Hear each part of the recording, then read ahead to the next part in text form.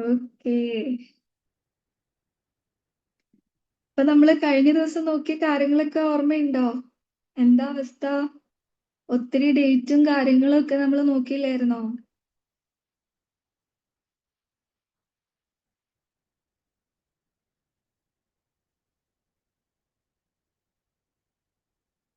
നമ്മള് എന്തൊക്കെയാ നോക്കിയിരുന്നേ? ഡിസാസ്റ്റേഴ്സ്, കുറച്ച് മേജർ ആയിട്ടുള്ള ഡിസാസ്റ്റേഴ്സ് ഏതൊക്കെയാന്ന് പറഞ്ഞിരുന്നു. പിന്നെ എൻവയോൺമെന്റൽ മൂവ്മെന്റ്സ്, പിന്നെ എൻവയോൺമെന്റൽ റെഗുലേഷൻസ്, ഇതെല്ലാം ഡിസ്കസ് ചെയ്തിരുന്നു അല്ലേ? ഓക്കെ. നമ്മുടെ ചെർണോബിയൽ ഡിസാസ്റ്റർ എന്നായിരുന്നു?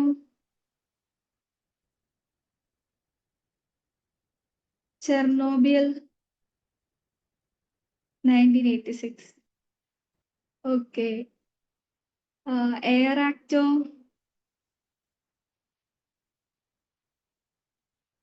Air act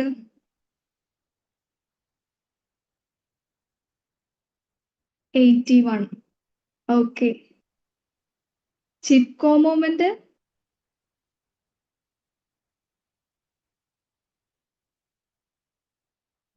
73. Okay.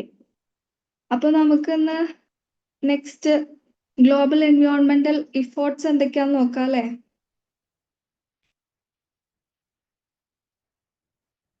Okay.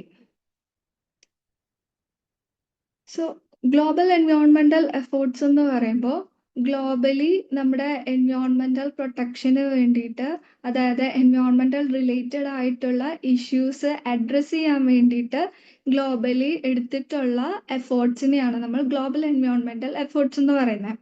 Okay. So അതിൽ നമ്മൾ ആദ്യം തന്നെ കുറച്ച് ഇമ്പോർട്ടൻ്റ് ആയിട്ട് വരുന്ന ടേംസ് നമുക്കൊന്ന് പരിചയപ്പെടാം. ഫസ്റ്റ് വൺ ആണ് CBDR, അതായത് common but differentiated responsibilities. Common but differentiated responsibility എന്ന് പറയുമ്പോൾ ഒരു ഇന്റർനാഷണൽ എൻവയോൺമെന്റൽ ലോയിലെ മേജർ ആയിട്ട് വരുന്ന ഒരു പ്രിൻസിപ്പിൾ ആണ് കോമൺ ബട്ട് ഡിഫറൻഷിയേറ്റഡ് റെസ്പോൺസിബിലിറ്റി എന്ന് പറയുന്നത്. സോ ഈ പ്രിൻസിപ്പിൾ അനുസരിച്ചിട്ട് എല്ലാ കൺട്രീസിനും ഒരു കോമൺ റെസ്പോൺസിബിലിറ്റി ആയിരിക്കും ഉണ്ടാവുക. അതായത് ക്ലൈമറ്റ് ചേഞ്ചിനെ അല്ലെങ്കിൽ ഒരു എൻവയോൺമെന്റൽ ചാലഞ്ചിനെ അഡ്രസ്സ് ചെയ്യാനായിട്ട് എല്ലാ കൺട്രീസും ഷെയർ ചെയ്യുന്നത് ഒരു കോമൺ റെസ്പോൺസിബിലിറ്റി ആയിരിക്കും.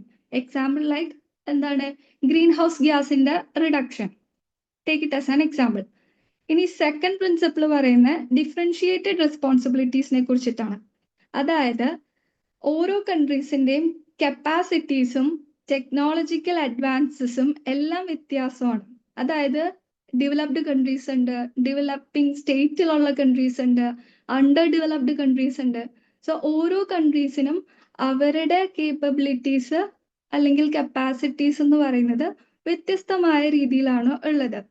So according to their capacities എങ്ങനെയാണോ അവർക്ക് എങ്ങനെയെല്ലാം ഈ ക്ലൈമറ്റ് ചേഞ്ചിനെ അഡ്രസ്സ് ചെയ്യാനായിട്ട് എന്തൊക്കെ ചെയ്യാൻ പറ്റും എന്നുള്ളതാണ് ഈ ഡിഫറൻഷിയേറ്റഡ് റെസ്പോൺസിബിലിറ്റീസിൽ പറയുന്നത്. ഓക്കെ. സോ ആദ്യം പറയുന്നത് ഒരു കോമൺ റെസ്പോൺസിബിലിറ്റി, അതായത് നമ്മൾ ഒരു ക്ലൈമറ്റ് ചേഞ്ചിനെ അഡ്രസ്സ് ചെയ്യുന്നു എന്നുള്ളതാണ് നമ്മുടെ കോമൺ റെസ്പോൺസിബിലിറ്റി. ഇനി ഡിഫറൻഷിയേറ്റഡ് റെസ്പോൺസിബിലിറ്റി എന്ന് വെച്ച് കഴിഞ്ഞാൽ ഓരോ കൺട്രീസിന്റെയും കപ്പാസിറ്റിക്ക് അനുസരിച്ച് ആ കൺട്രീസിന് തീരുമാനിക്കാം ഏത് രീതിയിൽ അവർക്ക് അതിനെ അഡ്രസ്സ് ചെയ്യാൻ പറ്റും എന്നുള്ളത്. അതായത് ഇപ്പോൾ ഗ്രീൻ ഹൗസ് ഗ്യാസ് റിഡക്ഷൻ ആണെങ്കിൽ ഇപ്പൊ എല്ലാ കൺട്രീസിനും ഒരുപോലെ ചെയ്യാൻ പറ്റില്ല. ചില കൺട്രീസിന് വേണമെങ്കിൽ ഒരു 5% കുറക്കാം, ചിലവർക്ക് 10% കുറക്കാം, ചിലവർക്ക് 2% ആവാം. So according to their capacities they can meet their target. അതാണ് ഡിഫറൻഷിയേറ്റഡ് റെസ്പോൺസിബിലിറ്റി എന്ന് പറയുന്നത്. മനസ്സിലായോ? Common but differentiated responsibility.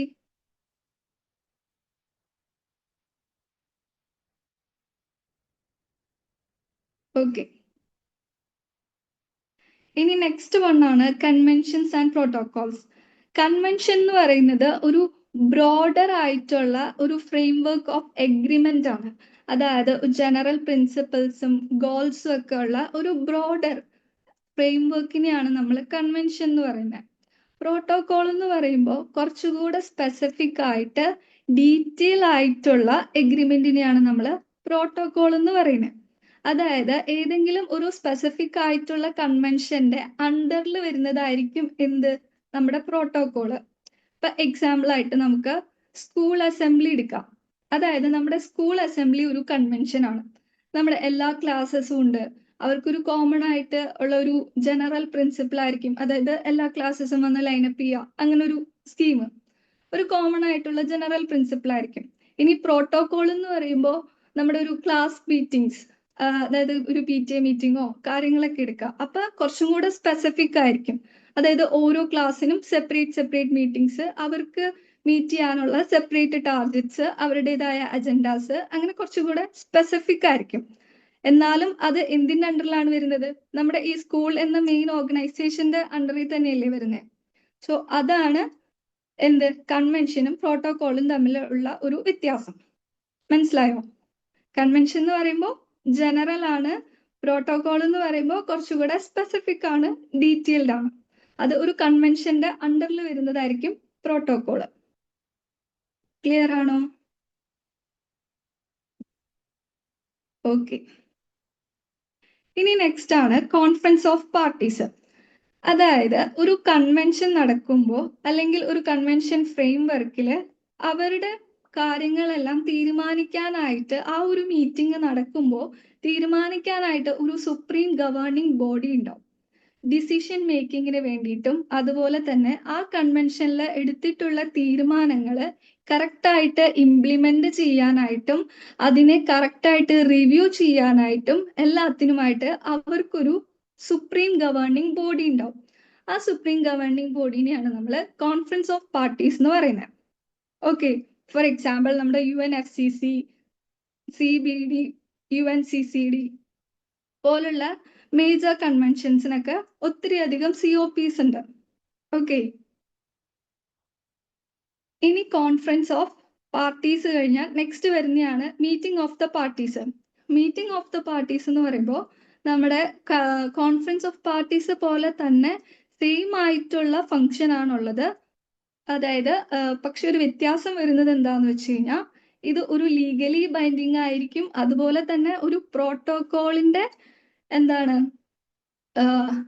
Future, അതായത് വേ ഫോർവേഡ് പോലെയാണ് മീറ്റിംഗ് ഓഫ് ദ പാർട്ടീസ് വരുന്നത്. നമ്മൾ കൺവെൻഷനിൽ നമ്മൾ കോൺഫറൻസ് ഓഫ് പാർട്ടീസ് നടത്തിയിട്ട് പുതിയ പുതിയ തീരുമാനങ്ങളും അതിന്റെ ഇംപ്ലിമെന്റേഷൻസും അത് റിവ്യൂ ചെയ്യാനൊക്കെ ആയിട്ട് നമ്മൾ കോൺഫറൻസ് ഓഫ് പാർട്ടീസ് ആണ് ഗവേണിംഗ് ബോഡി ആയിട്ട് വരാം. മീറ്റിംഗ് ഓഫ് പാർട്ടീസ് എന്ന് പറയുമ്പോൾ പ്രോട്ടോകോളിന്റെ സുപ്രീം ഗവേണിംഗ് ബോഡിയാണ് meeting of the parties. So ഇത് കുറെ കൂടെ ഡീറ്റെയിൽഡ് ആണ്, അതുപോലെ തന്നെ ലീഗലി ബൈൻഡിങ്ങും ആണ്. ഓക്കെ, ലീഗലി ബൈൻഡിങ് എന്ന് വെച്ച് കഴിഞ്ഞാൽ അത് ഒരു ലോ എൻഫോഴ്സ് ചെയ്യുന്നുണ്ടാവും. അതായത് സപ്പോസ് അവർ ഒരു ഇംപ്ലിമെന്റേഷൻ നടത്താണ്, ഒരു ടാർഗറ്റ് പറഞ്ഞു കഴിഞ്ഞാൽ ആ കൺട്രീസ് ആ ടാർഗറ്റ് ഇന്ന ടൈമിൽ അച്ചീവ് ചെയ്തിരിക്കണം.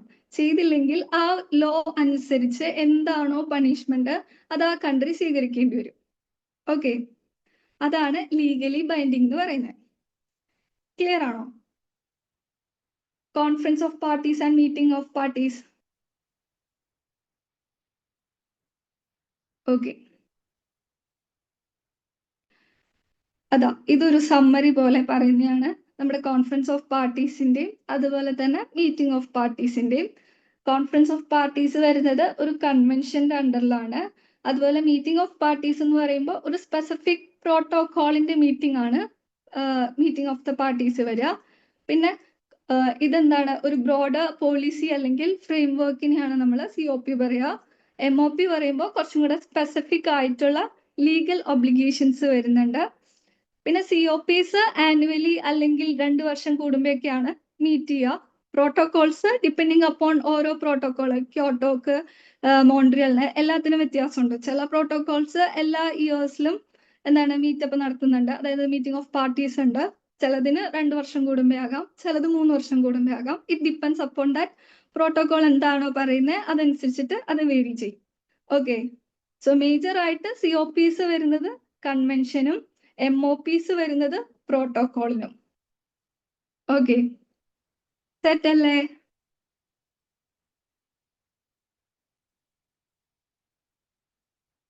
Okay, set. ഇനി നമ്മൾ കാര്യത്തിലേക്ക് കിടക്കണം. ഇപ്പൊ ഇത്രയും കാര്യങ്ങളെല്ലാം ക്ലിയർ അല്ലേ? നമ്മൾ ഇത്രയും ഒരു ബേസിക് ആയിട്ട് നമ്മൾ അറിഞ്ഞിരിക്കേണ്ട കുറച്ച് കാര്യങ്ങളാണ് പറഞ്ഞത്. ഒന്ന് CBDR പറഞ്ഞു, പിന്നെ അതുപോലെ കൺവെൻഷൻ എന്താന്ന് പറഞ്ഞു, പ്രോട്ടോകോൾ എന്താന്ന് പറഞ്ഞു, പിന്നെ conference of parties, meeting of the parties. Next വണ്ണാണ് നമ്മുടെ കൺവെൻഷൻസിലേക്ക് നമ്മൾ കിടക്കുകയാണ്. സോ ഗ്ലോബലി നമ്മൾ എടുക്കുമ്പോൾ ഏറ്റവും ആദ്യം നടന്നിട്ടുള്ള ദ വെരി ഫസ്റ്റ് മേജർ എൻവയോൺമെന്റൽ കൺവെൻഷൻ ആണ് UNCHE എന്ന് പറയുന്ന കൺവെൻഷൻ. അതായത് United Nations conference on the human environment, UNCHE. ഇതാണ് ഗ്ലോബലി ആദ്യമായി നടക്കുന്ന എൻവയോൺമെന്റൽ കൺവെൻഷൻ. അതായത് എൻവയോൺമെന്റൽ പ്രൊട്ടക്ഷൻ അല്ലെങ്കിൽ എൻവയോൺമെന്റിനെ ടേക്ക് കെയർ ചെയ്യണം എന്നുള്ള രീതിയിൽ ചർച്ചകളും കാര്യങ്ങളും ഒക്കെ തുടങ്ങുന്നത് തന്നെ ഈ ഒരു കൺവെൻഷനിൽ നിന്നാണ്. ഓക്കെ, സോ ഇതിനെയാണ് നമ്മൾ സ്റ്റോക്ക്ഹോം കൺവെൻഷൻ എന്നും പറയും. 1972 ഇത് നടന്നിട്ടുള്ളത്. സോ ഈ സ്റ്റോക്ക്ഹോം കൺവെൻഷന്റെ റിസൾട്ട് ആയിട്ട് വന്നിട്ടുള്ളതാണ് സ്റ്റോക്ക്ഹോം ഡിക്ലറേഷൻ. അതായത് ഒരു 26 പ്രിൻസിപ്പിൾസ് ഒക്കെ ഉള്ള ഒരു ഡിക്ലറേഷൻ ആണ് സ്റ്റോക്ക്ഹോം ഡിക്ലറേഷൻ എന്ന് പറയുന്നത്. സോ സ്റ്റോക്ക്ഹോം കോൺഫറൻസിന്റെ, അതായത് 1972 നടന്ന ഈ കൺവെൻഷന്റെ ഭാഗമായിട്ട് ഫോം ചെയ്തിട്ടുള്ള ബോഡിയാണ് UNEP, united nations environment programme. Okay, അതായത് എൻവയോൺമെന്റ് റിലേറ്റഡ് ആയിട്ടുള്ള കാര്യങ്ങളെല്ലാം കോർഡിനേറ്റ് ചെയ്യാൻ വേണ്ടിയിട്ട് ഇഷ്യൂസ്, അതായത് എൻവയോൺമെന്റൽ ഇഷ്യൂസിനെ എല്ലാം കറക്റ്റ് ആയിട്ട് കോർഡിനേറ്റ് ചെയ്യാൻ വേണ്ടിയിട്ട് ഉള്ള ഒരു ബോഡിയാണ് UNEP എന്ന് പറയുന്ന United Nation Environment Programme. So ഇത് ഫോം ചെയ്തത് സ്റ്റോക്ക്ഹോം കൺവെൻഷനിലായിരുന്നു. Okay, so it focuses on the എൻവയോൺമെന്റൽ protection and it is the very first global meeting. Okay, clear ആണോ? സോ UNEPയുടെ ഹെഡ് ക്വാർട്ടേഴ്സ് വരുന്നത് കെനിയയിലാണ്. അതും കൂടെ ജസ്റ്റ് ഒന്ന് ഓർത്തോളൂ, ഇനി എങ്ങാനും ക്വസ്റ്റ്യൻ വന്നാലോ.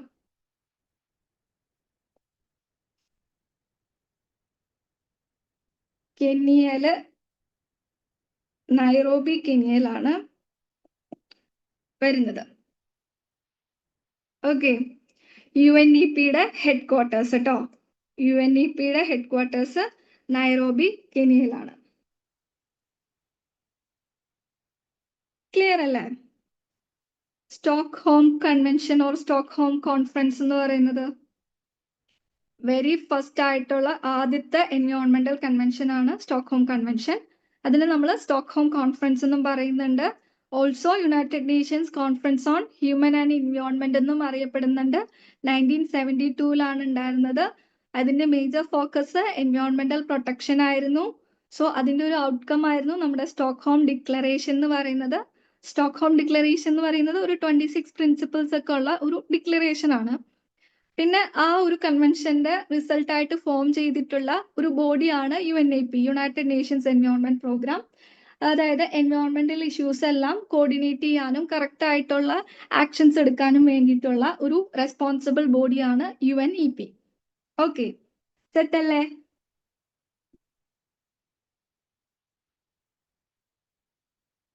സെറ്റ് അല്ലേ?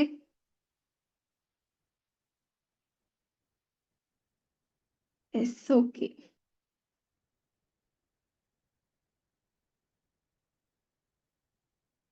ഇനി നമ്മൾ ഇമ്പോർട്ടൻ്റ് ആയിട്ടുള്ള കൺവെൻഷൻസ് ആണ് പഠിക്കുന്നത്. First one is Vienna convention. Vienna convention എന്ന് പറയുമ്പോൾ 1985 ആണ് അഡോപ്റ്റ് ചെയ്യപ്പെട്ടിട്ടുള്ളത്. 1985 ഫോഴ്സിലേക്ക് വന്നത് 1988 സോ വിയന്ന കൺവെൻഷന്റെ മേജർ ആയിട്ടുള്ള ഒരു ഗോൾ എന്ന് പറയുന്നത് international efforts to protect the ozone layer. Ozone layer protection ആയിരുന്നു വിയന്ന കൺവെൻഷന്റെ മേജർ എയിം എന്ന് പറയുന്നത്. സോ ഈ വിയന്ന കൺവെൻഷൻ എന്ന് പറയുന്നത് ഒരു ലീഗലി ബൈൻഡിങ് ഒന്നും ആയിരുന്നില്ല. അതായത് ഓസോൺ ലെയർ ഡിപ്ലീഷന് കാരണമായിട്ടുള്ള ഓസോൺ ഡിപ്ലീറ്റിംഗ് സബ്സ്റ്റൻസസിനെ റിഡ്യൂസ് ചെയ്യേണ്ട രീതികളോ അല്ലെങ്കിൽ എങ്ങനെ റിഡ്യൂസ് ചെയ്യണമെന്നോ എത്ര റിഡ്യൂസ് ചെയ്യണമെന്നോ എന്നുള്ള കാര്യങ്ങളൊന്നും ഒരു ലീഗലി പറഞ്ഞിട്ടുള്ള ഒരു സംഗതി ആയിരുന്നില്ല വിയന്ന കൺവെൻഷൻ. ഓക്കെ, നമ്മൾ നേരത്തെ പറഞ്ഞു കൺവെൻഷൻ എന്ന് പറയുന്നത് ഒരു ജനറൽ അല്ലെങ്കിൽ എന്താണ് കുറച്ചുകൂടെ ഒരു ബ്രോഡർ ആയിട്ടുള്ള ഒരു ഫ്രെയിംവർക്ക് ആണെന്ന്. സോ വിയന്ന കൺവെൻഷൻ അത്ര ഒരു സെറ്റപ്പ് അല്ലായിരുന്നു, അതായത് ഒരു സക്സസ് ആയിരുന്നില്ല. സോ കുറച്ചും കൂടെ നമ്മുടെ ഓസോൺ ഡിപ്ലീഷനെതിരെ നമുക്ക് പ്രവർത്തിക്കാൻ വേണ്ടിയിട്ട് കുറച്ചും കൂടെ ഒരു ഡീറ്റെയിൽഡ് ആയിട്ടുള്ള ഒരു സ്പെസിഫിക് പ്രോട്ടോകോൾ കൊണ്ടുവന്നു. അതാണ് നമ്മുടെ മോൺട്രിയൽ പ്രോട്ടോകോൾ. സോ മോൺട്രിയൽ പ്രോട്ടോകോളിന്റെ പ്രത്യേകത എന്താന്ന് വെച്ച് കഴിഞ്ഞാൽ അത് ലീഗലി ബൈൻഡിങ് ആയിരുന്നു. അതുപോലെ തന്നെ അത് സ്പെസിഫിക് ആയിട്ട് ഓസോൺ ലെയർ ഡിപ്ലീഷന് കാരണമായിട്ടുള്ള സബ്സ്റ്റൻസസിനെ എത്ര കുറയ്ക്കണമെന്നും ഏതൊക്കെയാണ് ആ ഓസോൺ ഡിപ്ലീറ്റിംഗ് സബ്സ്റ്റൻസസ് ODS എന്ന് പറയുന്നത് ഓസോൺ ഡിപ്ലീറ്റിംഗ് സബ്സ്റ്റൻസസ്, ഏതൊക്കെയാണ് ഓസോൺ ഡിപ്ലീറ്റിംഗ് സബ്സ്റ്റൻസസ് എന്ന് മെൻഷൻ ചെയ്യുകയും കാര്യങ്ങളെല്ലാം പറയുന്നത് മോൺട്രിയൽ പ്രോട്ടോകോളിലാണ്. Okay, so according to Montreal protocol ഏതാണ്ട് more than hundreds of ozone depleting സബ്സ്റ്റൻസസിനെ ഐഡന്റിഫൈ ചെയ്തിട്ടുണ്ടായിരുന്നു. സച്ച് ലൈക്ക് നമ്മുടെ ഫ്ലൂറോ കാർബൺസ്, ഹാലോൺസ്, അങ്ങനെ ഒത്തിരി എന്താണ് ഓസോൺ ഡിപ്ലീറ്റിംഗ് സബ്സ്റ്റൻസസിന്റെ കാര്യങ്ങളെല്ലാം മെൻഷൻ ചെയ്തിട്ടുണ്ടായിരുന്നു. സോ അതിൽ തന്നെ ഫസ്റ്റ് പീരീഡിൽ ഓരോ അതായത് CFCയുടെ ഫേസ് ഔട്ട്, പിന്നെ HCFCയുടെ ഫേസ് ഔട്ട്, അങ്ങനെയൊക്കെ സ്പെസിഫിക് ആയിട്ടുള്ള ഒരു ടാർഗറ്റും ഗോളും എല്ലാം കൊടുത്തിട്ടുള്ളതായിരുന്നു Montreal protocol. So Montreal protocol വന്നത് വിയന്ന കൺവെൻഷന്റെ അണ്ടറിലായിരുന്നു, അല്ലെങ്കിൽ വിയന്ന കൺവെൻഷൻ ആണ് മോൺട്രിയൽ പ്രോട്ടോകോളിന് വേണ്ടിയിട്ടുള്ള ഒരു ഫ്രെയിംവർക്ക്, ഒരു ലീഗൽ ഗ്രൗണ്ട് വർക്ക് കൊടുത്തത് വിയന്ന കൺവെൻഷൻ ആയിരുന്നു. ഓക്കെ, സോ ഈ വിയന്ന കൺവെൻഷനും മോൺട്രിയൽ പ്രോട്ടോകോളിനും യൂണിവേഴ്സൽ റാറ്റിഫിക്കേഷൻ ആയിരുന്നു കിട്ടിയിട്ടുള്ളത്. അതായത് 198 പാർട്ടീസും UN മെമ്പേഴ്സ് ആയിട്ടുള്ള 198 പാർട്ടീസും ഇത് റാറ്റിഫൈ ചെയ്യുകയും അതുപോലെ തന്നെ UN ഹിസ്റ്ററി വെച്ച്, അതായത് UN ചരിത്രത്തിൽ തന്നെ എന്താണ് എല്ലാ കൺട്രീസും ഒന്നിച്ച് ഏകോപിച്ച് എന്താണ് യൂണിവേഴ്സൽ റാറ്റിഫിക്കേഷൻ കിട്ടിയിട്ടുള്ള ഒരു ആദ്യത്തെ ട്രീറ്റിയുമാണ് നമ്മുടെ ഈ പറയുന്ന മോൺട്രിയൽ പ്രോട്ടോകോൾ എന്ന് പറയുന്നത്. ഓക്കെ, സോ ഇന്ത്യയുടെ റോൾ എന്ന് പറയുന്നത് ഇന്ത്യ വിയന്ന കൺവെൻഷന്റെ ഭാഗമായത് 1991 മോൺട്രിയൽ പ്രോട്ടോകോളിന്റെ ഭാഗമായത് 1992. ഓക്കെ, സോ COP എന്ന് പറയുമ്പോൾ ഈ മോൺട്രിയൽ പ്രോട്ടോകോളിന്റെ വിയന്ന കൺവെൻഷന്റെ കോൺഫറൻസ് ഓഫ് പാർട്ടീസ് അഥവാ COPs ജനറലി തുടക്കത്തില് വൺസ് ഇൻ എ ഇയർ ആണ് മീറ്റ് ചെയ്തുകൊണ്ടിരുന്നത്. thereafter 3 yearsലേക്ക് അത് മാറി. ഓക്കെ, സോ നമ്മൾ പറഞ്ഞത് വിയന്ന കൺവെൻഷനിലാണ് തുടങ്ങിയത്, അവസാനിച്ചത് മോൺട്രിയൽ പ്രോട്ടോകോളില്. ഓക്കെ, വിയന്ന കൺവെൻഷൻ 1985 അഡോപ്റ്റ് ചെയ്തു. ഫോഴ്സിലേക്ക് വന്നത് 1988 മേജർ എയിം എന്ന് പറയുന്നത് ഓസോൺ ലെയർ പ്രൊട്ടക്ഷൻ ആയിരുന്നു. പിന്നെ ഇതൊരു ലീഗലി ബൈൻഡിങ് ആയിരുന്നില്ല, അതുകൊണ്ട് തന്നെ അതിന് സർട്ടൺ ടാർഗറ്റ്സ് അച്ചീവ് ചെയ്യാൻ പറ്റിയില്ല. സോ കുറച്ചുകൂടെ സ്പെസിഫിക് ആയിട്ടുള്ള ഗോൾ ഓറിയന്റഡ് ആയിട്ടുള്ള മോൺട്രിയൽ പ്രോട്ടോകോൾ വന്നു. അതിന്റെ ഒരു ലീഗൽ ഗ്രൗണ്ട് വർക്ക് ആയിരുന്നു നമ്മുടെ വിയന്ന കൺവെൻഷൻ. സോ മോൺട്രിയൽ പ്രോട്ടോകോളിന്റെ പ്രത്യേകത എന്താന്ന് വെച്ചാൽ അത് ഒരു ലീഗലി ബൈൻഡിങ് ആയിരുന്നു. അതുപോലെ തന്നെ ഓസോൺ ഡിപ്ലീറ്റിംഗ് സബ്സ്റ്റൻസസിനെ കുറിച്ച് കറക്റ്റ് ആയിട്ട് മെൻഷൻ ചെയ്യുകയും അതിനുള്ള ടാർഗറ്റ്സ് കൊടുക്കുകയും ഒക്കെ ചെയ്തത് മോൺട്രിയൽ പ്രോട്ടോകോളിനാണ്. 1987 മോൺട്രിയൽ പ്രോട്ടോകോൾ വന്നത്. So according to this Montreal protocol ഏകദേശം ഒരു 100ഓളം ഓസോൺ ഡിപ്ലീറ്റിംഗ് സബ്സ്റ്റൻസസിനെ കുറിച്ച് പറഞ്ഞിട്ടുണ്ട്. And this is the first ആദ്യമായിട്ട് യൂണിവേഴ്സൽ റാറ്റിഫിക്കേഷൻ കിട്ടിയിട്ടുള്ള പ്രോട്ടോകോളാണ് ഇത്. പിന്നെ ഇന്ത്യ അതിന്റെ ഭാഗമായത് വിയന്ന കൺവെൻഷന്റെ ഭാഗമായത് 1991 മോൺട്രിയൽ പ്രോട്ടോകോളിന്റെ ഭാഗമായത് 1992. ഓക്കെ, ഇതിൽ മെയിൻ ആയിട്ട് എന്നാണ് വിയന്ന കൺവെൻഷൻ, എന്താണ് അതിന്റെ എയിം, എന്നാണ് മോൺട്രിയൽ പ്രോട്ടോകോള്, എന്താണ് അതിന്റെ എയിം, ഇത് രണ്ടും പഠിക്കുക. സെറ്റല്ലേ? ആ ഡേറ്റും അതിന്റെ എയിമും മെയിൻ ആയിട്ട് അറിഞ്ഞിരിക്കുക എന്നുള്ളതാണ്. സെറ്റല്ലേ? ഡൗട്ട് ഉണ്ടോ?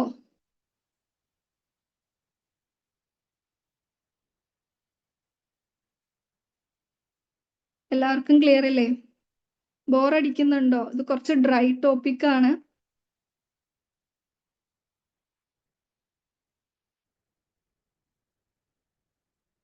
ഓക്കെ. സോ നമുക്കിനി മോൺട്രിയൽ പ്രോട്ടോകോൾ ഡീറ്റെയിൽ ആയിട്ട് നോക്കാം. സോ നമ്മൾ പറഞ്ഞു വിയന്ന കൺവെൻഷന്റെ അണ്ടറിലാണ് നമ്മുടെ മോൺട്രിയൽ പ്രോട്ടോകോൾ വന്നതെന്ന്. സോ മോൺട്രിയൽ പ്രോട്ടോകോളിന്റെ മേജർ എയിം എന്ന് പറയുന്നത് എന്താണ്? പ്രൊട്ടക്ഷൻ ഓഫ് ഓസോൺ ലെയർ ആണ്, by phasing out of the production of numerous substances that are responsible for ozone depletion. Ozone ഡിപ്ലീഷന് കാരണമായിട്ടുള്ള സബ്സ്റ്റൻസസിനെ അല്ലെങ്കിൽ ഗ്യാസസിന്റെ ഫേസിങ് ഔട്ട്, അതായത് ഒന്നല്ലെങ്കിൽ അവരെ കംപ്ലീറ്റ്ലി അവരുടെ പ്രൊഡക്ഷൻ ആൻഡ് കൺസപ്ഷൻ നിർത്തലാക്കുക, അതല്ലെങ്കിൽ ഫേസ് ഡൗൺ എന്ന് പറയുന്ന ഒരു കമ്മിറ്റ്മെന്റും കൂടെ പറയുന്നുണ്ട്. സോ അത് അല്ലെങ്കിൽ അവരുടെ പ്രൊഡക്ഷൻ ആൻഡ് കൺസപ്ഷൻ റെഡ്യൂസ് ചെയ്യുക എന്നുള്ളതായിരുന്നു മോൺട്രിയൽ പ്രോട്ടോകോളിന്റെ മേജർ എയിം ആയിട്ട് പറയുന്നത്. ഓക്കെ, അതായത് ഓസോൺ ഡിപ്ലീഷന് കാരണമായിട്ടുള്ള സബ്സ്റ്റൻസസിന് കംപ്ലീറ്റ്ലി ഫേസ് ഔട്ട് ചെയ്യുക, അതല്ലെങ്കിൽ എന്താണ് ഫേസ് ഡൗൺ ചെയ്യുക, അതിന്റെ എമിഷൻസിനെ റെഡ്യൂസ് ചെയ്യുക for the protection of ozone layer. Okay, so it was agreed on എന്നാണ് 1987 ഫോഴ്സിലേക്ക് വരുന്നത് 1989. Okay, Montreal protocol.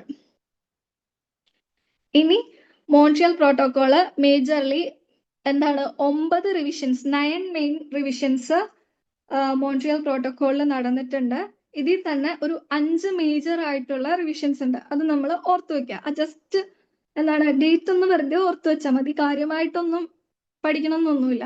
അതായത് ഒരു ലണ്ടൻ അമെൻമെന്റ് നടന്നിട്ടുണ്ട് 1990, കോപ്പഹാഗൻ അമെൻമെന്റ് നടന്നിട്ടുണ്ട് 1992, മോൺട്രിയൽ അമെൻമെന്റ് 1997, കിഗാലി അമെൻമെന്റ് 2016. ഈ കിഗാലി അമെൻമെന്റ് മാത്രം നന്നായി ഓർത്തിരിക്കണം. 2016 ഏറ്റവും ലേറ്റസ്റ്റ് ആയിട്ട് വന്നിട്ടുള്ള മോൺട്രിയൽ പ്രോട്ടോകോളിന്റെ അമെൻമെന്റ് ആണ് കിഗാലി അമെൻമെന്റ് 2016. ഓക്കെ, ക്ലിയർ ആവുന്നുണ്ടോ?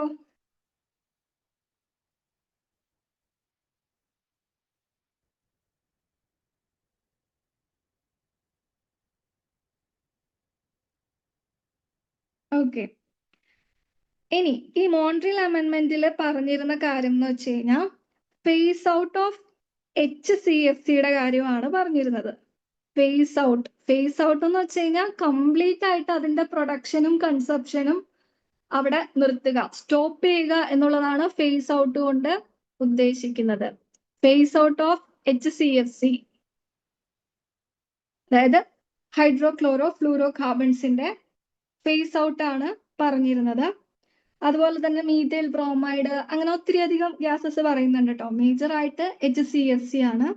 ഇനി കിഗാലി അമെൻമെന്റിലേക്ക് വരുമ്പോഴത്തേക്കും എന്താണ് ഫേസ് ഡൗൺ ഓഫ് HFC ആണ് പറയുന്നത്. ഓക്കെ, കിഗാലി അമെൻമെന്റ് 2016 ഫേസ് ഡൗൺ ഓഫ് HFC, അതായത് ഹൈഡ്രോ ഫ്ലൂറോ കാർബൺസ്. ഓക്കെ, ആദ്യം തന്നെ നമ്മൾ എന്താണ് കുറച്ച്, അതായത് ഓസോൺ ഡിപ്ലീറ്റിംഗ് സബ്സ്റ്റൻസസ് ആയിട്ട് നമ്മൾ പറഞ്ഞുകൊണ്ടിരുന്നത് ആദ്യം എന്താണ് CFCs, ആദ്യം പറഞ്ഞു ക്ലോറോ ഫ്ലൂറോ കാർബൺസ് ആണ് ഏറ്റവും അധികം ഓസോൺ ഡിപ്ലീഷന് കാരണമാകുന്നത്. സോ അതിന് ഈ CFCക്ക് ഓൾട്ടർനേറ്റീവ് ആയിട്ട് അല്ലെങ്കിൽ അതിന് പകരമായിട്ട് കൊണ്ടുവന്നതാണ് നമ്മുടെ ഈ HCFC എന്ന് പറയുന്ന സംഗതി, ഹൈഡ്രോ ക്ലോറോ ഫ്ലൂറോ കാർബൺസ്. പക്ഷെ ബൈ ലേറ്റർ അതും കണ്ടുപിടിച്ചു എന്താണ്, അതും ഒരു പൊട്ടന്റ് ആയിട്ടുള്ള ഒരു ഗ്രീൻ ഹൗസ് ഗ്യാസ് തന്നെയാണ് എന്താണ് HCFC എന്ന് പറയുന്നതും. അതായത് നമ്മുടെ ഇപ്പൊ CO2 വെച്ച്, CO2 ആണല്ലോ നമ്മുടെ സ്റ്റാൻഡേർഡ്. നമ്മൾ ഗ്ലോബൽ വാർമിംഗ് പൊട്ടൻഷ്യൽ പറഞ്ഞപ്പോൾ നമ്മൾ പറഞ്ഞില്ലേ, നമ്മൾ സ്റ്റാൻഡേർഡ് മെഷർമെന്റ് ആയിട്ട് എടുക്കുന്നത് CO2 ആണെന്ന്. സോ CO2 കമ്പയർ ചെയ്ത് വെച്ച് നോക്കുമ്പോൾ ഈ HFCs, അതായത് HCFCs എന്ന് പറയുമ്പോൾ 2000 ടൈംസ് മോർ പൊട്ടന്റ് ആണെന്നാണ് പറയുന്നത് HCFCs. സോ അതിനും ഓൾട്ടർനേറ്റീവ് ആയിട്ട് അവർ കൊണ്ടുവന്നതാണ് ഈ HFC എന്ന് പറയുന്ന സാധനം. ഓക്കെ, HFC എന്ന് പറയുന്ന സാധനം. ഈ HCFC ആണ് നമ്മുടെ മോൺട്രിയൽ അമെൻമെന്റിൽ ഫേസ് ഔട്ട് ആക്കിയത്.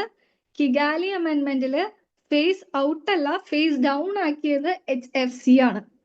ഓക്കെ, CFCക്ക് പകരം ഓൾട്ടർനേറ്റീവ് ആയിട്ട് കൊണ്ടുവന്ന്, അല്ലെങ്കിൽ ഇത്രയും വലിയ ഹാംഫുൾ ആവുമൊന്നും, അല്ലെങ്കിൽ എന്താണ് കുറച്ചും കൂടെ പൊല്യൂഷൻ കുറഞ്ഞിരിക്കും അല്ലെങ്കിൽ എമിഷൻ കുറഞ്ഞിരിക്കും എന്നൊക്കെ വിചാരിച്ചുകൊണ്ട് അവർ കൊണ്ടുവന്ന സാധനമാണ് ഈ HFC എന്ന് പറയുന്നത്.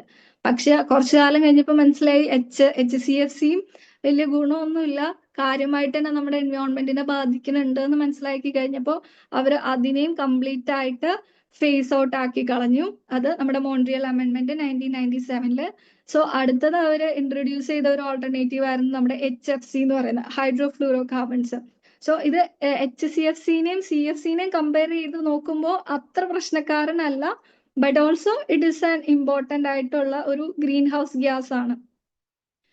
ഓക്കെ, ഒരു പൊട്ടൻ്റ് ആയിട്ടുള്ള ഗ്രീൻ ഹൗസ് ഗ്യാസ് തന്നെയാണ്.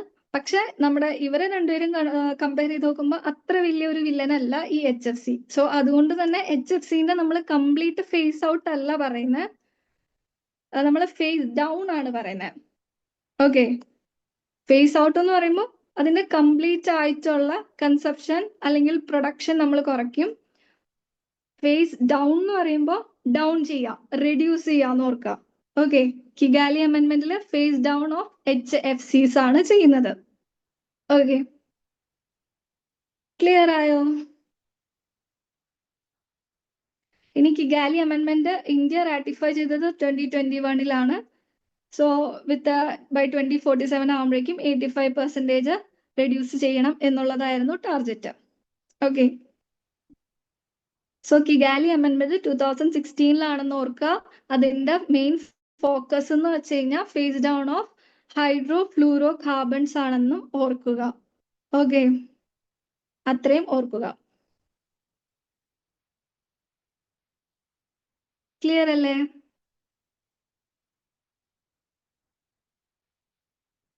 എന്താണ് അവസ്ഥ?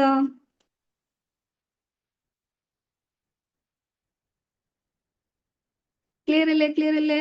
എന്താ ആരൊന്നും മിണ്ടാത്തെ? ഒന്നും മനസ്സിലായില്ലേ?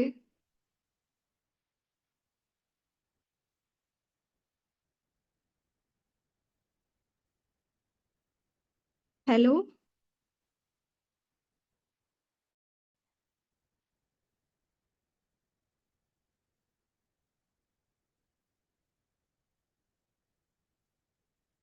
ഓക്കെ, കേക്കാലോ അല്ലേ? നെറ്റ്വർക്ക് ഇഷ്യൂ ഒന്നും ഇല്ലല്ലോ?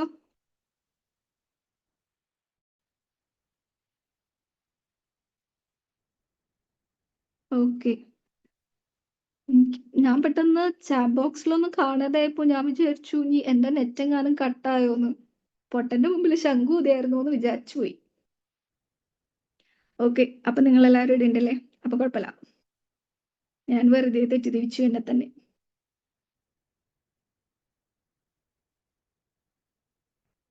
ഓക്കെ, നെക്സ്റ്റ് വൺ ഈസ് നമ്മുടെ റിയോ സബ്മിറ്റ് അഥവാ Rio convention.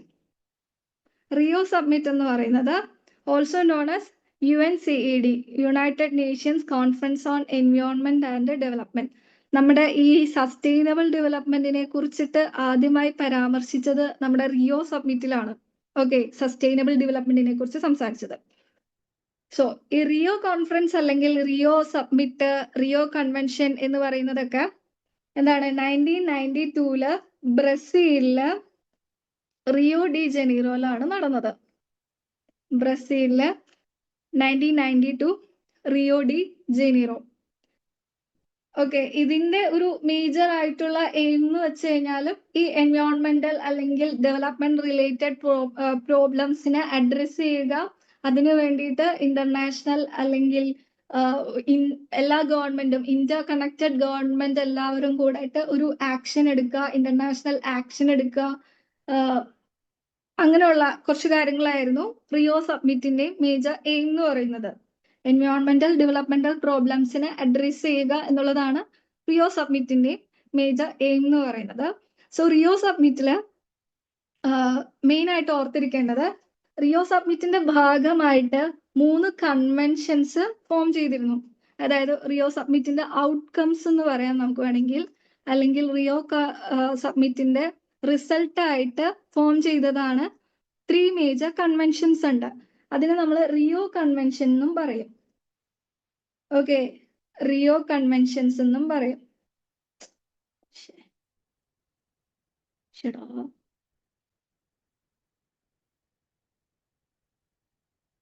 Rio conventions. So Rio conventions ഏതാണെന്നുള്ളൊരു ക്വസ്റ്റ്യൻ കണ്ടു കഴിഞ്ഞാൽ ഓർക്കുക, CBD, UNFCCC, UNCCD.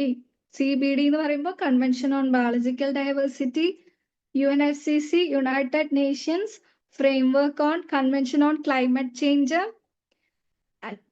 ജസ്റ്റ് ഒരു minute.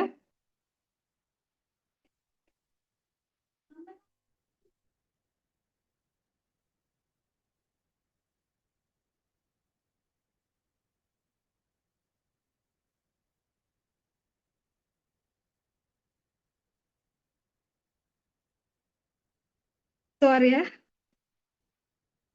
Okay. So Rio convention എന്ന് പറയുമ്പോൾ 3 മേജർ കൺവെൻഷൻ ആണ്. CBD, UNFCCC, പിന്നെ United Nations convention to compact desertification. Okay, ഇത് മൂന്നുമാണ് റിയോ സബ്മിറ്റിന്റെ ഔട്ട്കം അല്ലെങ്കിൽ റിസൾട്ട് എന്ന് പറയുന്ന 3 മേജർ കൺവെൻഷൻസ്. റിയോ സബ്മിറ്റിന്റെ ഔട്ട്കം ഇത് മാത്രമല്ല കേട്ടോ, പിന്നെ നമ്മൾ വേറെ സംഗതികളുണ്ട്. അതായത് അജണ്ട 21, അതായത് അജണ്ട ഫോർ 21st സെഞ്ചുറി എന്നാണ് അതിനെ പറയുന്നത്. അജണ്ട 21, പിന്നെ forest principles, statement on forest principle,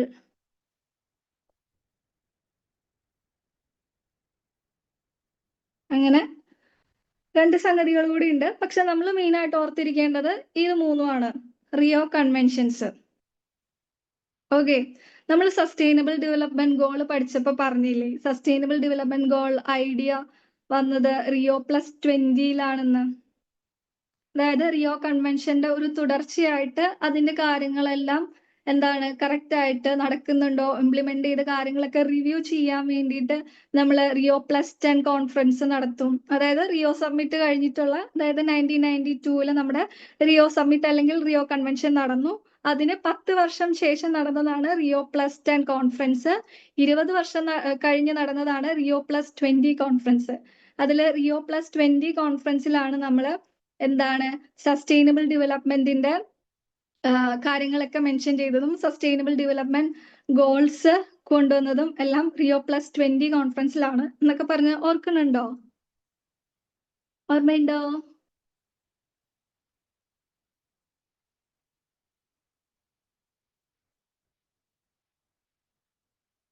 okay. So ഇതാണ് റിയോ കൺവെൻഷനിൽ മെയിൻ ആയിട്ട് നമ്മൾ അറിഞ്ഞിരിക്കേണ്ട എർത്ത് സബ്മിറ്റ് അഥവാ റിയോ കോൺഫറൻസ് എന്നൊക്കെ പറയും. മേജർ ആയിട്ട് 3 റിയോ കൺവെൻഷൻ ഉണ്ട്. ഒന്ന് CBD, UNFCCC, പിന്നെ UNCCD. ഓക്കെ,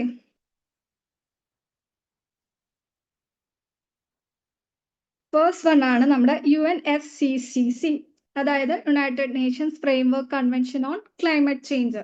ഓക്കെ, സോ അത് അഡോപ്റ്റ് ചെയ്തത് 1992 ഫോഴ്സിൽ വന്നത് 1994. സോ UNFCCയുടെ മേജർ എയിം എന്ന് പറയുന്നത് greenhouse gas concentrations stabilise ചെയ്യുക എന്നുള്ളതായിരുന്നു ഈ UNFCCC കൺവെൻഷന്റെ മേജർ ആയിട്ട് വരുന്ന ഒരു ഗോൾ അല്ലെങ്കിൽ എയിം എന്ന് പറയുന്നത്. ഇനി UNFCCയുടെ സെക്രട്ടേറിയറ്റ് വരുന്നത് ജർമ്മനിയില് ബോൺ ജർമ്മനിയിലാണ് സെക്രട്ടേറിയറ്റ് വരുന്നത്. UNFCCC ഒരു ലീഗലി ബൈൻഡിങ് ആയിട്ടുള്ള ഒരു കൺവെൻഷൻ ആയിരുന്നു. സോ അതുകൊണ്ട് തന്നെ എന്താണ് കുറച്ചും കൂടെ അതിന്റെ ഒരു ഫ്യൂച്ചർ അല്ലെങ്കിൽ ഒരു വേ ഫോർവേഡ് പോലെ വന്നിട്ടുള്ള 2 എഗ്രിമെന്റ്സ് ആണ്, അല്ലെങ്കിൽ ഒരു പ്രോട്ടോകോളും ഒരു എഗ്രിമെന്റും, Kyoto protocol and Paris agreement. ഈ 2 എന്താണ് ബോഡീസിനും ഒരു ഗ്രൗണ്ട് വർക്ക് പോലെ ആക്ട് ചെയ്തത് UNFCCC ആണ്. Okay, Kyoto protocol and Paris agreement. അതായത് ഗ്രൗണ്ട് വർക്ക് പോലെ ഒരു ഗ്രൗണ്ട് വർക്ക് പോലെ വന്നു എന്ന് വെച്ച് കഴിഞ്ഞാൽ UNFCCയുടെ മേജർ എയിം എന്ന് പറയുമ്പോൾ നമ്മുടെ green house gas concentrations stabilise ചെയ്യുക എന്നുള്ളതാണല്ലോ. സോ അതുകൊണ്ട് തന്നെ ഓരോ ഇയറിലും അവർ ഓരോ COPs നടത്തും, കോൺഫറൻസ് ഓഫ് പാർട്ടീസ് നടത്തും. നമ്മൾ നേരത്തെ പറഞ്ഞല്ലോ കൺവെൻഷന്റെ സംഗതിയാണ് COP എന്ന്. സോ ഇങ്ങനെ കോൺഫറൻസ് ഓഫ് പാർട്ടീസ് നടത്തുമ്പോൾ ഇതിൽ ഓരോ കോൺഫറൻസ് ഓഫ് പാർട്ടീസിൽ അവർ ഓരോരോ തീരുമാനങ്ങൾ എടുക്കും. സോ അങ്ങനെ ക്യോട്ടോ പ്രോട്ടോകോള് COP3-യിലാണ് വന്നത്. പിന്നെ പാരീസ് അഗ്രിമെന്റ് വന്നത് COP21-ലും. ഈ UNFCCയുടെ ഭാഗമായിട്ട് നടന്ന COP-യുടെ ഭാഗമായിട്ടാണ് എന്താണ് ക്യോട്ടോ പ്രോട്ടോകോളും പാരീസ് അഗ്രിമെന്റും വന്നത്. Okay, COP3 1997, COP21 2015-ലാണ് Paris agreement വരുന്നത്. 2015. ഓക്കെ, ഇതില് നിങ്ങൾ മെയിനായിട്ടും അഡോപ്റ്റ് ചെയ്ത ഡേറ്റ് ആണ് ഓർത്ത് വെക്കുക. അധികം ആ ഒരു ഡേറ്റ് വെച്ചിട്ടാണ് ക്വസ്റ്റ്യൻ കണ്ടിട്ടുള്ളത്. ഇത് അധികവും തന്നെ മാച്ച് ദ ഫോളോയിങ് ഒക്കെ ആയിട്ടേ ക്വസ്റ്റ്യൻ വരുള്ളൂ. ഇതുവരെ അങ്ങനെയാണ് വന്ന് കണ്ടിട്ടുള്ളത്. അപ്പോൾ നിങ്ങൾക്ക് വലിയ ബുദ്ധിമുട്ടുണ്ടാവില്ല. അത്യാവശ്യം ഒരു 2 പ്രാവശ്യമൊക്കെ വായിച്ച് ആ ഡേറ്റ് ഒക്കെ ഒന്ന് എങ്ങനെയെങ്കിലും ഒന്ന് കണക്ട് ചെയ്യാൻ പറ്റുന്നുണ്ടെങ്കിൽ വലിയ പ്രശ്നം ഉണ്ടാവില്ല. ഓക്കെ, ഈ UNFCC CBD സാധനങ്ങളൊക്കെ ഓർത്ത് വെക്കാൻ എളുപ്പമുണ്ട് കേട്ടോ. അത് ഞാനൊരു കാര്യം പറഞ്ഞുതരാം. അതായത് നോക്കൂ, നമ്മുടെ റിയോ സബ്മിറ്റ് 1992-ലായിരുന്നു എന്ന് പറഞ്ഞില്ലേ. റിയോ സബ്മിറ്റിന്റെ റിസൾട്ട് ആയിട്ട് ഫോം ചെയ്ത കൺവെൻഷൻസ് അല്ലേ CBD, UNFCC, UNCCD. സോ ഇതിന്റെ എല്ലാം അഡോപ്റ്റ് ചെയ്ത ഡേറ്റ് എന്ന് പറയുന്നത് 1992 തന്നെയായിരിക്കും. പോൾസിലേക്ക് വന്ന ഡേറ്റിലായിരിക്കും വ്യത്യാസം ഉണ്ടാവാം. Okay,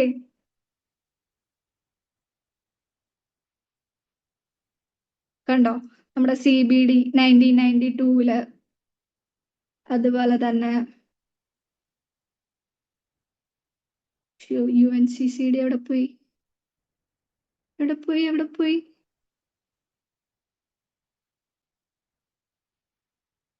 oh my god, sorry, UNCCD കാണുന്നില്ലല്ലോ. ഓക്കെ, ഇവിടെ ഉണ്ട്. ഓ, UNCCD ഒരു ചെറിയ വ്യത്യാസം ഉണ്ട് കേട്ടോ. 1994-ലാണ്. സോറി. ഓക്കെ, അപ്പൊ ഇത് രണ്ടും ഓർത്ത് വെച്ചോ. ഏതാണ്? നമ്മുടെ CBD അതുപോലെ തന്നെ UNFCC 1992-ല് റിയോ കൺവെൻഷന്റെ ഭാഗമായിട്ട് വന്നത്. ഓക്കെ, അത് രണ്ടും 1992-ലാണ് അഡോപ്റ്റ് ചെയ്തതെന്ന് ഓർത്ത് വെച്ചോ കേട്ടോ.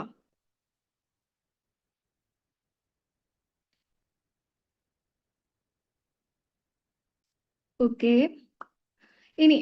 ഇനി UNFCCയുടെ കാര്യം പറയുമ്പോൾ അതിന്റെ മേജർ ആയിട്ട് വരുന്ന ഗൈഡിങ് പ്രിൻസിപ്പിൾസ് ആണ് നമ്മുടെ ഈ കോമൺ ബട്ട് ഡിഫറൻഷിയേറ്റഡ് റെസ്പോൺസിബിലിറ്റി എന്ന് പറയുന്നത്. നമ്മൾ നേരത്തെ പറഞ്ഞ സംഗതി തന്നെ. പിന്നെ പ്രിക്കോഷണറി പ്രിൻസിപ്പിൾ എന്ന് പറയുന്നത് ക്ലൈമറ്റ് ചേഞ്ചിനെ അഡ്രസ് ചെയ്യാൻ വേണ്ടിയിട്ട് പ്രിവെന്റീവ് ആയിട്ടുള്ള മെഷേഴ്സ് എടുക്കുക എന്നുള്ളതാണ്. പിന്നെ സസ്റ്റൈനബിൾ ഡെവലപ്മെന്റ് ആണ് one of the other guiding principle എന്ന് പറയുന്നത്. 3 മേജർ ഗൈഡിങ് പ്രിൻസിപ്പിൾസ് ഉണ്ട്. CBDR, precautionary principle, sustainable development.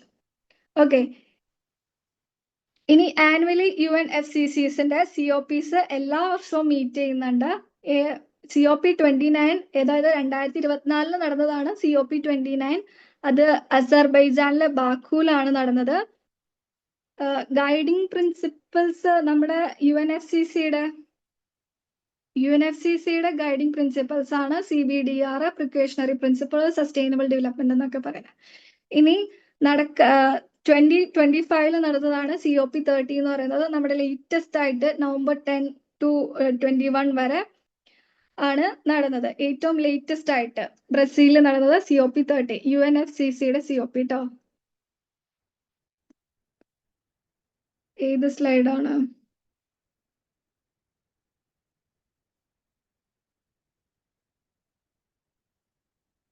ഇത് അതിന്റെ പ്രിൻസിപ്പൾസ്. ഇതിൽ നിങ്ങൾ ഓക്കെ മേജർ ആയിട്ട് ആ ഇയറും അതിന്റെ ഗോളും എന്താന്ന് ഓർത്തിരിക്കാം. ഓക്കെ, ഇതിന്റെ എല്ലാത്തിന്റെയും മേജർ ആയിട്ടുള്ള ഗോൾ എന്ന് പറയുന്നത് നമ്മുടെ എൻവയോൺമെന്റൽ പ്രൊട്ടക്ഷൻ ആണ്, ക്ലൈമറ്റ് ചേഞ്ചിനെ അഡ്രസ് ചെയ്യുക എന്നുള്ളതാണ്. സോ ഏതെല്ലാം രീതിയിൽ ക്ലൈമറ്റ് ചേഞ്ചിനെ അഡ്രസ് ചെയ്യുന്നു എന്നുള്ളതിലാണ് വ്യത്യാസം വരിക. വിയന്ന കൺവെൻഷൻ എന്ന് പറയുമ്പോൾ ഓസോൺ ലെയർ ഡിപ്ലീഷന്റെ പ്രൊട്ടക്ഷന് വേണ്ടിയിട്ടും, അതുപോലെ തന്നെ മോൺട്രിയൽ പ്രോട്ടോകോൾ എന്ന് പറയുന്നത് ഓസോൺ ലെയർ ഡിപ്ലീറ്റിംഗ് സബ്സ്റ്റൻസസിന്റെ പ്രിവെൻഷന് വേണ്ടിയിട്ടും, പിന്നെ UNFCC എന്ന് പറയുന്നത് ഗ്രീൻ ഹൗസ് ഗ്യാസിന്റെ കോൺസെൻട്രേഷൻ സ്റ്റെബിലൈസ് ചെയ്യുക എന്നുള്ളതും. ഓക്കെ, UNFCCയുടെ ഭാഗമായിട്ട് വന്ന എഗ്രിമെന്റ്സ് ആണ് നമ്മുടെ ക്യോട്ടോ പ്രോട്ടോക്കോളും Paris എഗ്രിമെന്റും.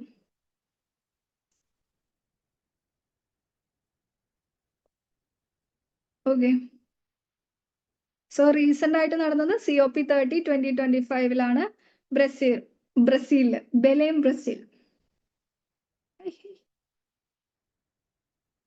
Next, convention on biological diversity. Convention on biological diversity എന്ന് പറയുമ്പോൾ എന്താണ്, പേരിൽ നിന്ന് തന്നെ നമുക്ക് മനസ്സിലാക്കാം, ബയോഡൈവേഴ്സിറ്റി കൺസർവേഷൻ ആണ് അതിന്റെ മേജർ എയിം എന്ന് പറയുന്നത്. Sustainable use of diversity of life on the earth, അതുപോലെ തന്നെ അവരുടെ പ്രിസർവേഷൻ കാര്യങ്ങളാണ് കൺവെൻഷൻ ഓൺ ബയോളജിക്കൽ ഡൈവേഴ്സിറ്റിയുടെ മേജർ എയിം എന്ന് പറയുന്നത്. സോ CBDയുടെ സെക്രട്ടേറിയറ്റ് വരുന്നത് മോൺട്രിയൽ, കാനഡയിലാണ് സെക്രട്ടേറിയറ്റ് വരുന്നത്.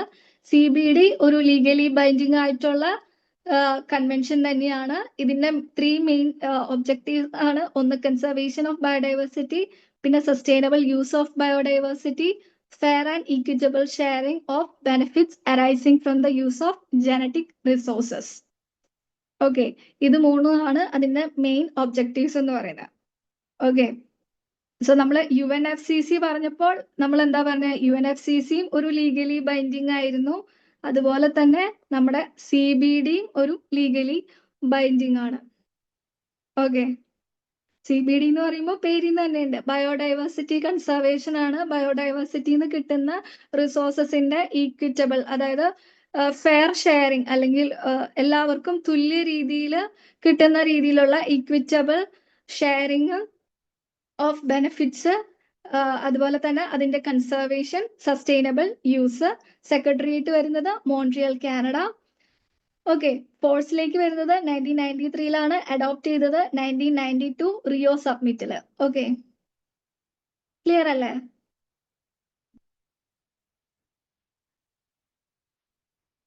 ക്ലിയർ അല്ലേ?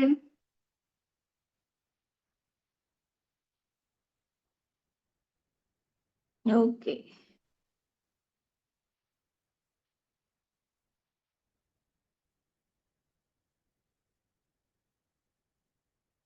ഇനി നമ്മുടെ CBD കൺവെൻഷന്റെ അണ്ടറിൽ വന്നിട്ടുള്ള 3 മേജർ പ്രോട്ടോകോൾസ് നോക്കാം.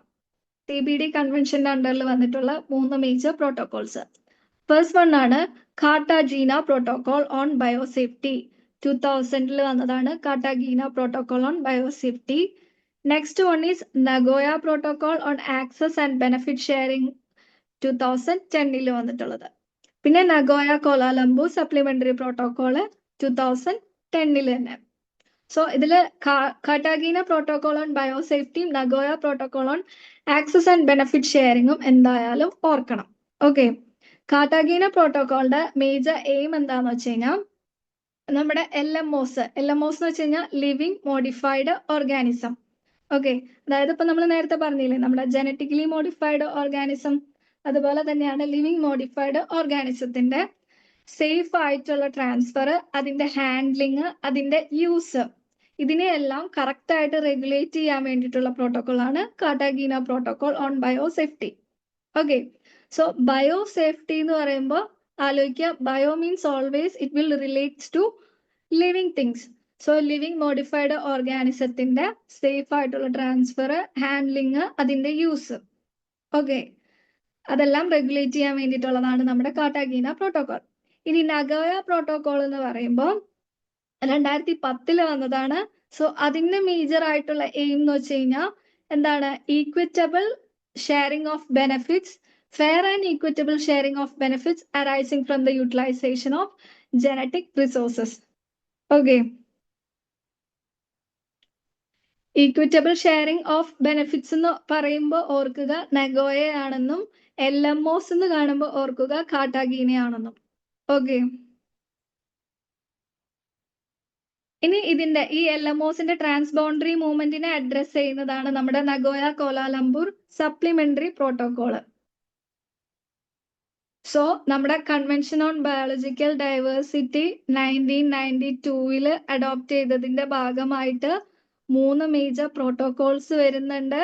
First one is Cartagena Protocol, Nagoya Protocol on Access and Benefit Sharing, then Nagoya Kuala Lumpur Supplementary Protocol on Liability and Redress. അതും 2010-ലാണ്.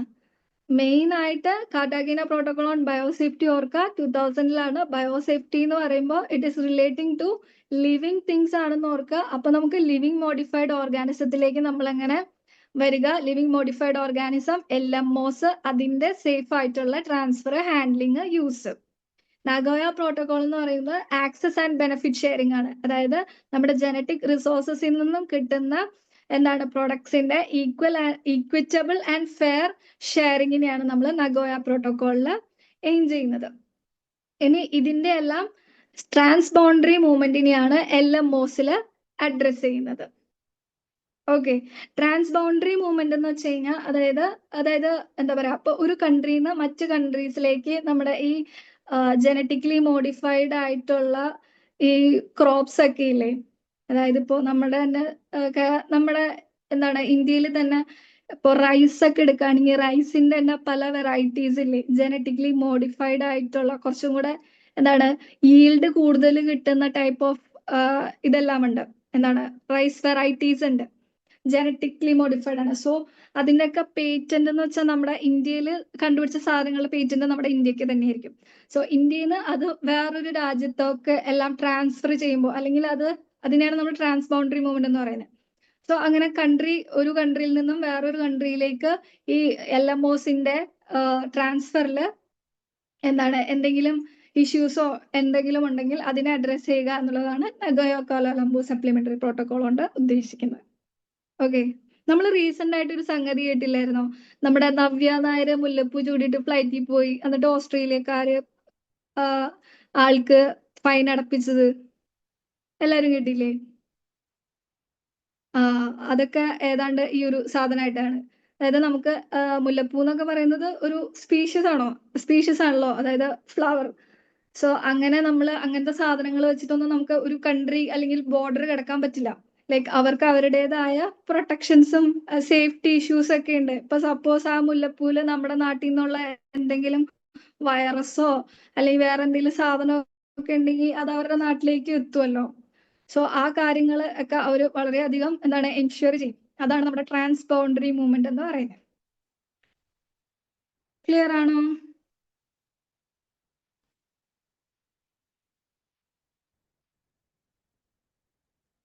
ക്ലിയർ അല്ലേ? ഇനി CBDയുടെ COPs ഏറ്റവും ലേറ്റസ്റ്റ് COP ആണ് COP17 എന്ന് പറയുന്നത്. അത് അർമേനിയയില് എറിവാൻ എന്ന് പറയുന്ന സ്ഥലത്താണ് 2026 നടക്കാൻ പോകുന്നതാണ് COP17 ഉള്ളത്.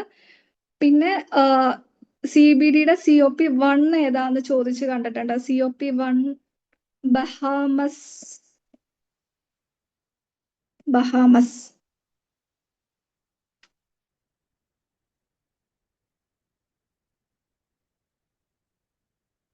1994 COP1, CBDയുടെ COP1. ഇതൊരു ക്വസ്റ്റ്യൻ പേപ്പറിൽ കണ്ടിട്ടുണ്ട്. CBDയുടെ COP1 എവിടെയായിരുന്നു എന്ന്? ബഹാമസിലായിരുന്നു. ഓക്കെ, ലേറ്റസ്റ്റ് ആയിട്ടുള്ളത് COP17 ആണ് 2026 നടക്കാൻ പോകുന്നത് അർമേനിയയിൽ.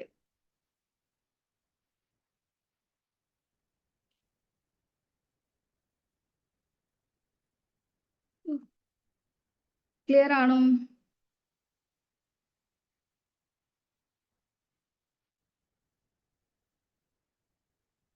ക്ലിയർ ആണോ?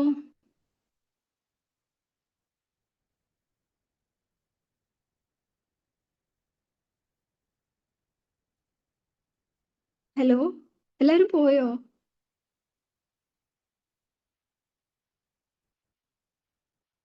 ഓക്കെ ഓക്കെ, നെക്സ്റ്റ് ഒരു ഗ്രൂപ്പാണ് മിയാമി ഗ്രൂപ്പ് എന്ന് പറയുന്നത്. അതായത് നമ്മുടെ കാർട്ടാഗീന പ്രോട്ടോകോള് പറഞ്ഞില്ലേ? എന്തായിരുന്നു കാർട്ടാഗീന പ്രോട്ടോകോള് പറഞ്ഞത്? ഓർമ്മയുണ്ടോ നോക്കട്ടെ. എന്തായിരുന്നു നമ്മൾ കാർട്ടാഗീന പ്രോട്ടോകോൾ പറഞ്ഞിരുന്നത്? യെസ്, LMOസിന്റെ അല്ലേ? സോ ഈ കാർട്ടാഗീന പ്രോട്ടോകോളിനെ ഒപ്പോസ് ചെയ്തിരുന്ന കുറച്ച് കൺട്രീസിനെയാണ് നമ്മൾ മിയാമി ഗ്രൂപ്പ്സ് എന്ന് പറയുന്നത്. ഓക്കെ, സോ ഈ മിയാമി ഗ്രൂപ്പ് എന്ന് പറയുന്ന ഈ countries such as US, Canada, Australia, Argentina, Chile, Uruguay ഇതെല്ലാം എന്താണ് ഈ GMOs, അതായത് ജനറ്റിക്കലി മോഡിഫൈഡ് ഓർഗാനിസത്തിന്റെ മേജർ പ്രൊഡ്യൂസേഴ്സ് ആൻഡ് എക്സ്പോർട്ടേഴ്സ് ആണ്. സോ അതുകൊണ്ട് തന്നെ ഈ കാർട്ടാഗീന പ്രോട്ടോകോളിന്റെ എന്താണ് അതിന്റെ മേജർ ആയിട്ട് വരുന്ന പ്രൊവിഷൻസിനോടെല്ലാം ഈ മിയാമി ഗ്രൂപ്പ് ഒപ്പോസ് ചെയ്ത് നിന്നിരുന്നു. അങ്ങനെ ഒപ്പോസ് ചെയ്ത കൺട്രീസിനെയാണ് നമ്മൾ എന്ത് മിയാമി ഗ്രൂപ്പ് എന്നുകൊണ്ട് അഡ്രസ് ചെയ്യുന്നത്. ഓക്കെ, സോ മിയാമി ഗ്രൂപ്പിൽ വരുന്നതാണ് US, Canada, Australia, Argentina, Chile, Uruguay. ഇത് നമുക്ക് എങ്ങനെ പഠിക്കാൻ പറ്റാം? യു വരുന്ന രണ്ടെണ്ണം അല്ലേ, U², C², A². US-ഉം ഉറുഗ്വേയും, Canada, Chile, Australia, Argentina, Miami group. Okay, നിങ്ങൾക്ക് നെക്സ്റ്റ് 6 o'clock സെഷൻ ഉണ്ടോ? എന്താണ് അവസ്ഥ?